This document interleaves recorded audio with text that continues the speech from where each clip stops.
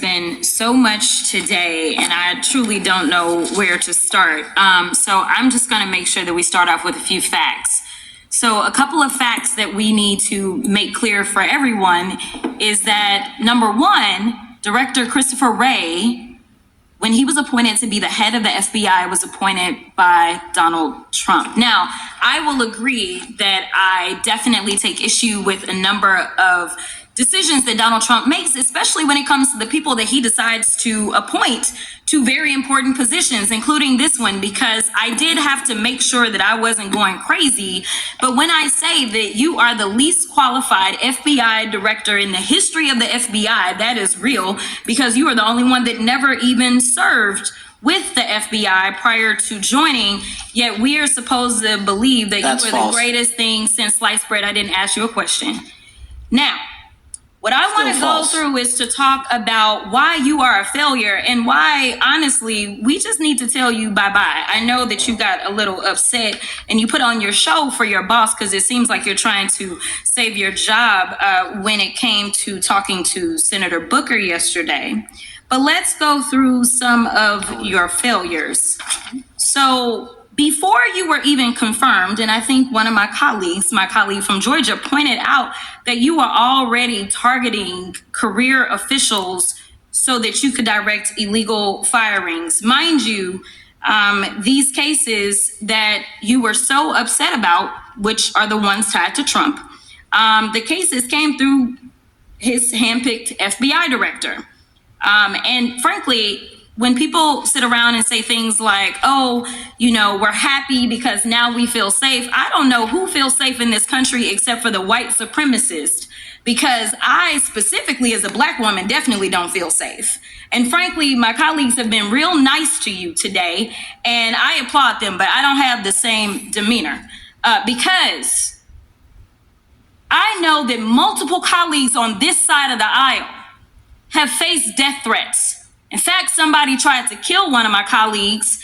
And frankly, I don't know if this FBI or under your leadership, if those people would have been caught.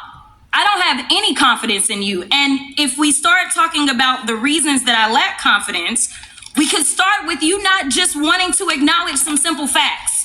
Simple facts like the vast majority of the threats are coming from right-wing extremism. And I know my colleagues have tried to stress this, but I decided that I would maybe do it in a different way. Number one, I have a couple of UCs. Ken Buck, one of multiple Republicans receiving death threats for voting against Jim Jordan as House Speaker. Without objection. Another one, Republican lawmaker says she received death threats after voting against Jim Jordan in Speaker's race. Without objection. In addition, there was another one from another colleague who now is leaving Congress because they said that they were calling his wife anonymously and threatening her life to the extent that she ended up sleeping with a firearm. Without objection.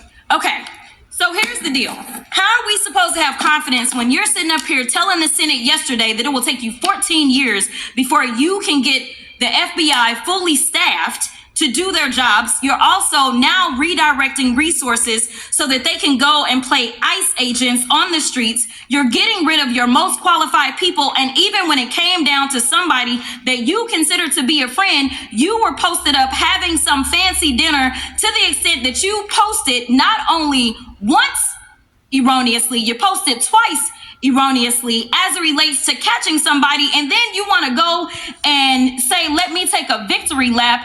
Because honestly, if it wasn't for parents deciding that they were going to turn in their child, it seems like y'all wouldn't have got there. Even though he literally confessed online. So I'm confused about what it is that the FBI is doing except for trying to put on a show for the apprentice or whatever you want to call him.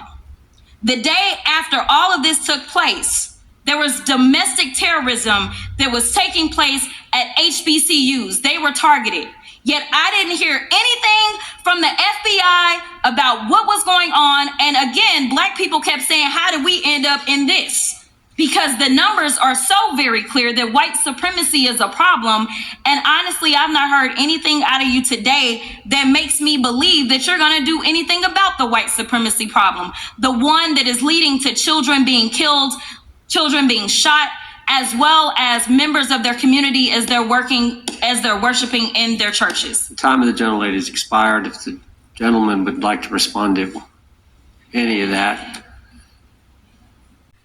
Jasmine Crockett went on a 5-minute rant about racism and didn't ask Kash Patel, the FBI director, not one question. This is where the American people's taxpayer dollars is going, guys.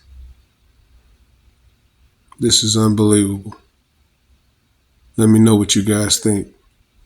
Like, comment, subscribe. Follow God, not culture.